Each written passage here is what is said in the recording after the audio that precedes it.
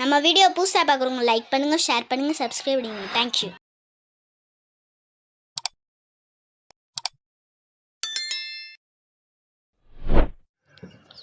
நண்பர்கள் அனைவருக்கும் வணக்கம். இப்போ நம்ம பார்க்க போகிறது நம்மளோட சொந்த மாடு கதை. வேறு வாங்கிலாம் வளர்க்கலை, நம்ம வீட்டில் பிறந்து வளர்ந்தது கதை. இந்த மாடு பூராமே நிறையா மாடு இருந்துச்சு, பூராமே கொடுத்துட்டான். இப்போதைக்கு இருக்கிறது ஒரு 3-4 மாடு தான் இருக்குது. இதுகளோட கண்டு கதையும் நம்மகிட்ட இப்போ இருக்குது வாரிசுக்கு. அதுகளை வச்சு நம்ம அடுத்த இது பண்ணிக்கிடுவோம் அப்படின்ற கண்டு கணக்கு. நாட்டு மாடு ஃபுல்லாகவே நிறையா அழிஞ்சிருச்சு.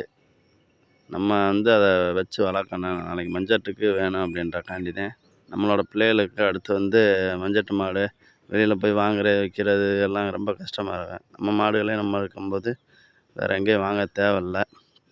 அந்த ஒரு காரணத்துக்காண்டி தான் நம்ம வச்சு வளர்க்குறது. 2வது நாட்டு மாட்டு பால்கள் நம்ம குடிக்கிறோம், பிள்ளைகளுக்கு கொஞ்சம் ஆரோக்கியமாக இருக்கும். அந்த ஒரு காரணம் வேறு.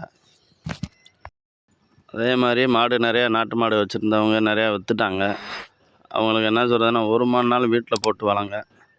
ஏன்னா நம்மளுக்கு அது கடைசி வரைக்கும் இதாக இருக்கும். நன்றி.